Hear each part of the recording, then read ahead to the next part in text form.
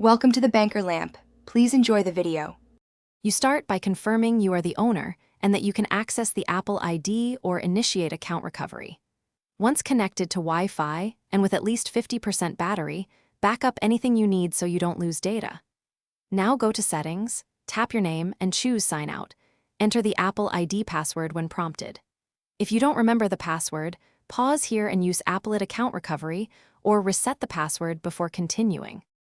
Once signed out of iCloud, proceed to Settings right arrow General right arrow Transfer or reset right arrow Erase all content and settings to wipe the phone. Follow the prompts carefully. You'll confirm Erase and may be asked to enter your device passcode to authorize the reset. This deletes data, removes iCloud associations, and disables Find My iPhone when done correctly. Make sure the device stays powered and on Wi-Fi until the process finishes. Interrupting an erase can cause setup trouble later.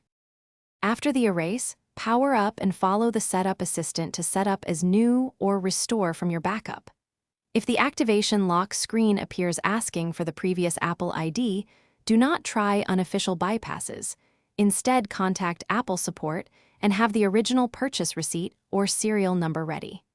If you couldn't sign out earlier, use account recovery at the Apple ID site or visit an Apple store with photo ID.